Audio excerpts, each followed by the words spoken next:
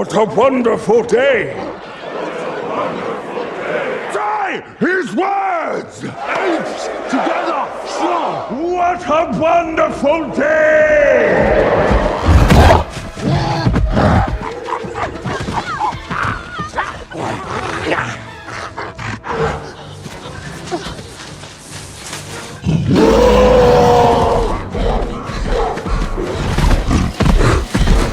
In 2328, apes are more intelligent than ever before because of the virus that humans have made, which led to their downfall. The virus destroyed human intellect and their ability to speak, and the affected humans are now called echoes. As both species struggled for survival, an ape named Caesar rose up and sacrificed everything for his kind. Many generations later, a trio of young apes from the Eagle clan ventures into a jungle in search of eagle nests. They want to steal eagle eggs for their bonding ceremony the next day, after which the newly hatched eagle will become their lifelong pet and companion. After climbing some steep ledges, the trio finally reaches an eagle's nest. To their disappointment, there are only 3 eggs. Noah, the leader, reminds them of the law that states they must leave 1 egg in the nest. Anaya wants to take all 3, but Noah firmly stops her. Noah tells his friends, Anaya and Suna, to each keep an egg since they are both older than him. Suna comforts Noah by saying they will raise the baby eagle together. However, Noah soon notices another large eagle's nest at the tip of a high, rocky cliff, giving him a sense of hope. He quickly runs toward the nest but reaches a dead end, facing a vast gap between the 2 ledges. Determined, he grabs a metal pipe, jumps off the cliff, and uses the pipe to hook himself to the opposite side, finally reaching the eagle's nest by stepping on some weak tree branches.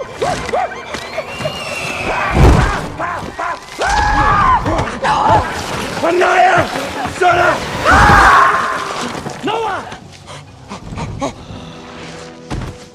The trio then returns to their horses, only to find that their supplies are missing and someone mysterious is hiding in the woods. Suna flicks a stone at the creature, injuring it and causing it to flee. They follow the creature, which disappears into a tunnel they are forbidden to cross. Nervously moving forward, Anaya picks up Noah's blanket, stolen by the creature, with blood marks on it. Anaya suspects the blood belongs to an echo, though Noah insists that echoes usually do not cross the valley into the ape's territory. The trio rushes back to the village. Upon reaching back, Noah meets his mother, Dar, who tells him to take the egg to his father, Koro, the birdmaster. Noah then heads to a shelter where Koro is tending to many eagle eggs, humming a song to them. As Noah begins talking to Koro, Koro's pet eagle, Sun Eagle, returns from outside and aggressively bites Noah. Koro chuckles, explaining that Sun Eagle is more irritable because he's been working harder than usual to help with the fishing needed for the upcoming ceremony. However, Koro notices a strange smell, prompting Noah to show him the blanket marked with the blood of an echo. Concerned, Koro asks if Noah ventured into the Forbidden Valley beyond, but Noah denies it firmly. Trusting his son, Koro informs the village elders about the echo, and they decide to send Oda to scare off these pests. That night, while Noah stays awake doing chores, he hears a strange noise from the fish storage shelter. Fearfully, he investigates and finds a human girl scavenging for food. Noah tries to capture her, but she pushes him away and escapes into the woods. Unfortunately, during the struggle, Noah's egg is damaged and becomes useless. Feeling distraught, Noah seeks advice from his friends. They suggest waiting until next year's bonding ceremony, but Noah fears embarrassment and decides to venture alone into the dark jungle in search of another egg. After traveling deeper into the jungle, Noah notices distant flashes of light and sounds of fighting ahead. He dismounts and cautiously approaches, eventually finding a campfire surrounded by the bodies of large, freshly wounded apes wearing strange masks. Suddenly, a hand grips Noah's shoulder, startling him. It's Oda, who tries to warn Noah about approaching danger but collapses from his wounds before he can explain further. Hearing the thundering approach of a large group on horseback, Noah swiftly hides in the bushes. The armed marauders arrive, confirming their identity as the masked apes. Their commander, Silva, discovers that his scouts were slain by an ape and identifies traces of human scent on Noah's blanket. Convinced the perpetrators are nearby, he orders his troops to search for both the human and the ape clan. Find his clan! Search in all directions! Follow the horse! Find his clan!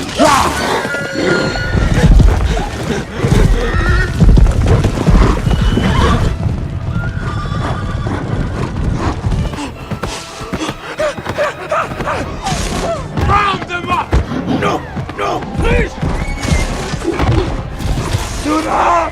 Anaya! No, help! Anaya! Mother! Run,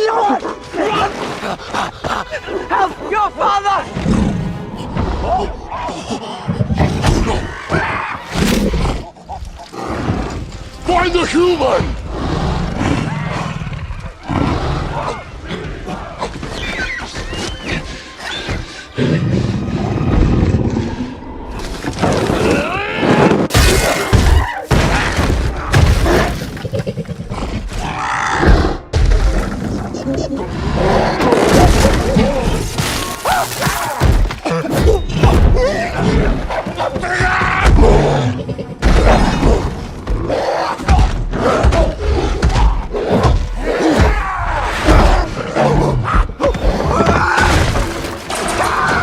Caesar.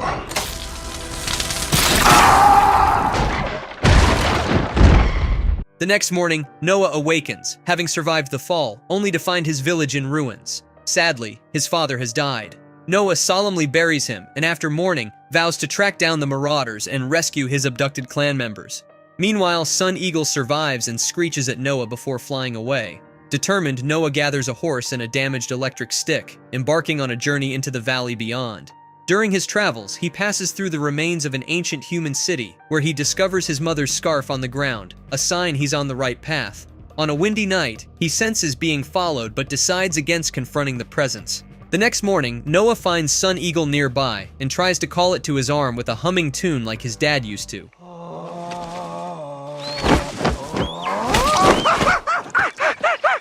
Soon after, Noah comes across a place where smoke rises from the ground. Thinking it might be the marauders, he investigates but can't locate the source. Suddenly, the ground collapses beneath him and he falls into a large underground tavern where a fire burns.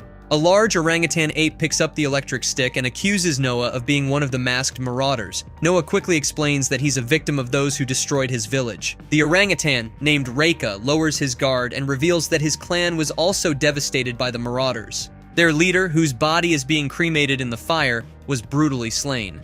Reka survived by hiding, safeguarding their sacred duty to protect ancient books written by humans, something entirely new to Noah. Intrigued, Noah asks about the name Caesar, which the marauders chanted earlier. Reka explains that the marauders distort Caesar's teachings. Long ago, Caesar was a revered ape leader who taught the true essence of apehood and established laws that unified apes and forbade killing among them. Reka's clan remains faithful to these teachings, making them the genuine followers of Caesar. Apes together.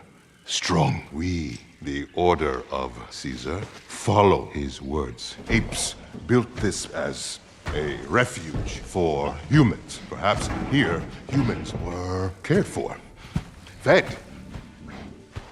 Echo. They are scavengers. They were important to Caesar. Humans held significant meaning for Caesar, and Reka shares this reverence for them. As they ascend to the surface, they encounter the same human girl as before. Noah startles her away before Reka can communicate with her. Noah reveals that the girl has been following him since his village was attacked. Intrigued, Reka decides to join Noah on his journey in hopes of meeting the human girl. After traveling a while, they make camp for the night. Soon after, the hungry and shivering girl approaches. Reka names her Nova, using the same name they've given to all humans since Caesar's time. Reka shows kindness by offering Nova some fruits, which she eagerly accepts and starts eating. He then picks up Noah's mother's scarf to give to her for warmth. Curious about Caesar's deep concern for humans, Noah asks Reka why. Reka shares the legend that Caesar himself was once raised by humans. As the first elder of the apes, Caesar governed with integrity, ethics, and compassion. Caesar never had to share camp with this Nova.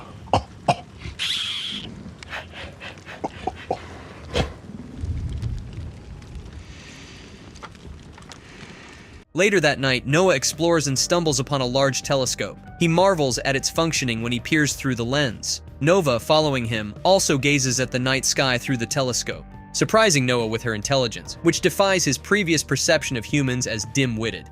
In the morning, Noah shares his discovery with Reka, speculating that Nova may be more intelligent than other humans he's encountered.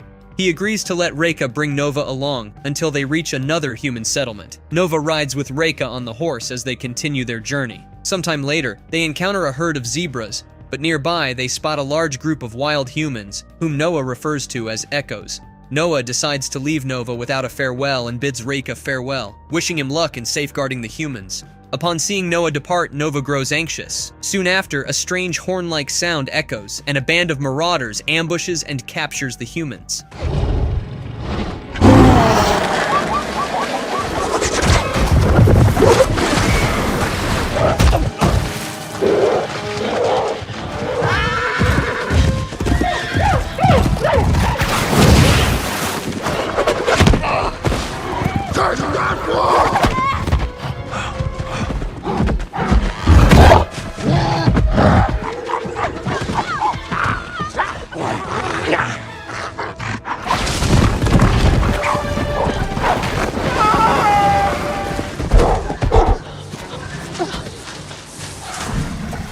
Spread out! Lightning!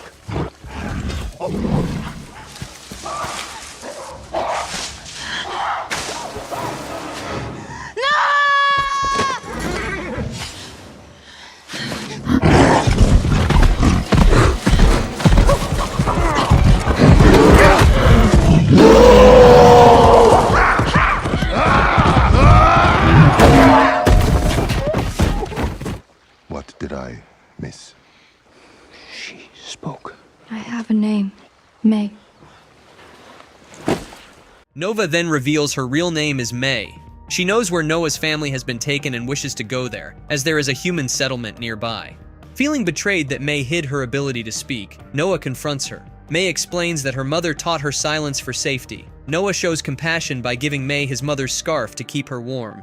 That night, May watches as Noah repairs the broken electric staff he found earlier. The next day, they continue their journey and reach a bridge over a swift river. Midway across, they realize they are ambushed as marauders block both ends of the bridge.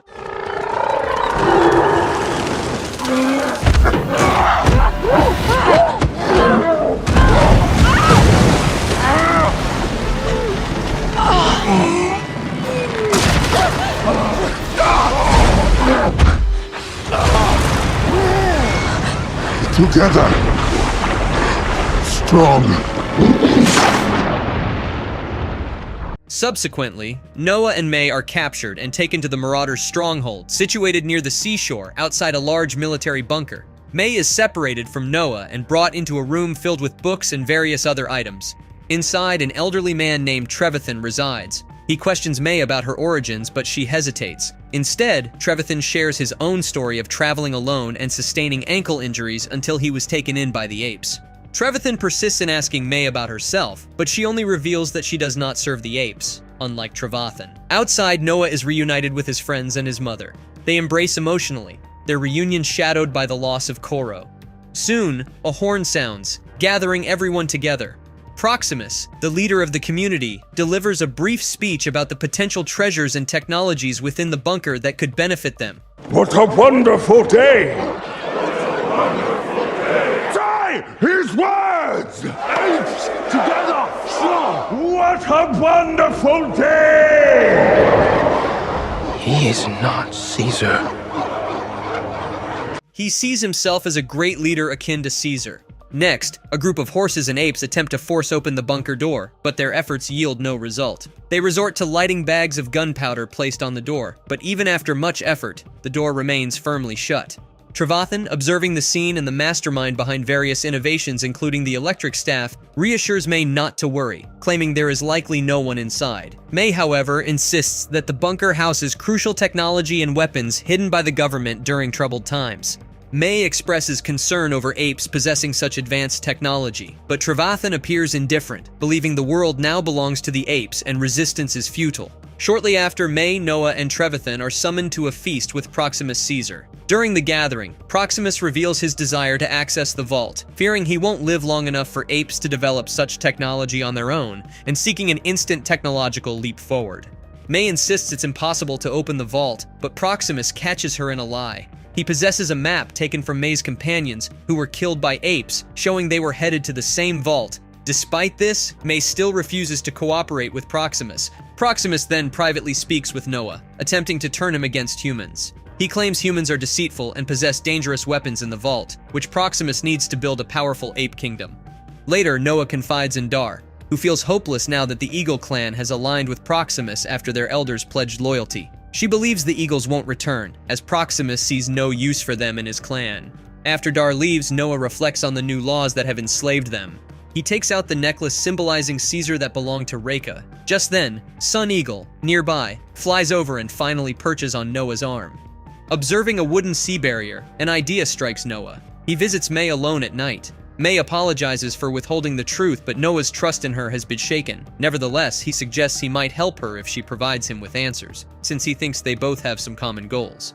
May then reveals some information to him about how apes used to be silent until the man-made virus gave them intelligence and resulted in the death of many humans. She also explains her desire to find a book inside the bunker that could restore human communication. Noah is intrigued and wonders if water could affect what's inside the bunker. Following this conversation, Noah gathers his friends Suna and Anaya to embark on a mission. Anaya is initially hesitant, but later changes her mind and decides to join them to support her friends. Meanwhile, May prepares some bombs using gunpowder and sends Suna and Anaya to place them on the sea barrier. However, things take a turn when Trevathan finds them and argues against destroying the sea barrier, warning that it will only be rebuilt. May tries to convince him to join their cause, but Trevathan remains stubborn and warns them about potential consequences for their actions. As Trevathan is about to leave, May attacks him from behind and chokes him to death. They then throw his body into the sea and walk along the rocky shore. The rough night tides make their path hard, but after walking for a while, May climbs onto Noah's back and they start climbing a dangerous cliff. Noah slips halfway through the climb but manages to catch on before falling any further, while May narrowly saves herself from falling. They reach the top of the cliff, where there is a way inside the bunker through the exhaust ducts. Inside, the bunker has many levels, so they climb down through the stairs. May then turns the power back on, and the lights of the bunker illuminate. May heads to a room where she finds a closet full of guns and takes a hard drive from another machine. She returns to Noah and his friends, and they head towards the bunker door. On the way, they see a large number of tanks and military equipment in the hangar behind the door. May unlocks the bunker door from the switch inside and it starts opening, but they discover that Proximus and his guards are waiting outside. Proximus commends Noah for his cleverness, but scolds him for trusting a human. He then threatens Suna's life and asks Noah what May planned to do after opening the bunker door. Noah, having to choose between his close friend and the human, becomes confused and can't decide. So, what do you choose? A human over an ape? No!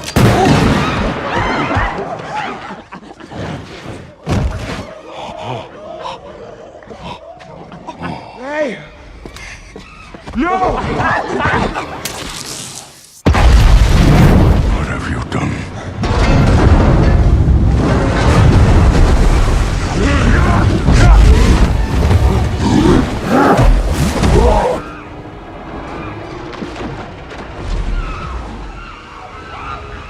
Noah instructs the rest of the Eagle clan to start climbing upwards. He narrowly saves his mother from drowning and helps her climb when suddenly he is confronted by Silva. Silva chases Noah around the bunker amidst the intense flooding. Noah evades Silva's attacks multiple times, leading him through a network of pipes. Silva breaks the weak pipes and keeps following Noah until Noah slips through a narrow space between thick pipes. Silva, being too large to pass through, gets trapped and drowns. In the next scene, Noah reaches the top and exits the way they came in, with his whole clan present. You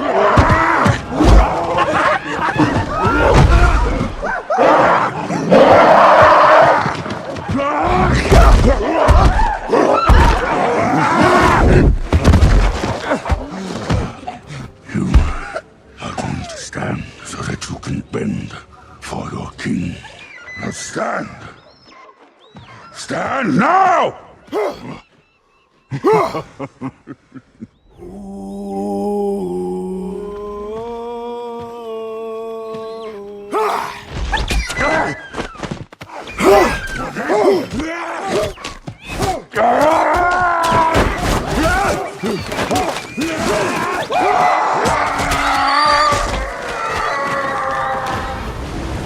In the next scene, some time has passed and Noah has become the elder of his village. May visits Noah to say a final goodbye. Noah thinks that humans will never give up until they claim everything. May responds that humans are only rightfully claiming what used to be theirs.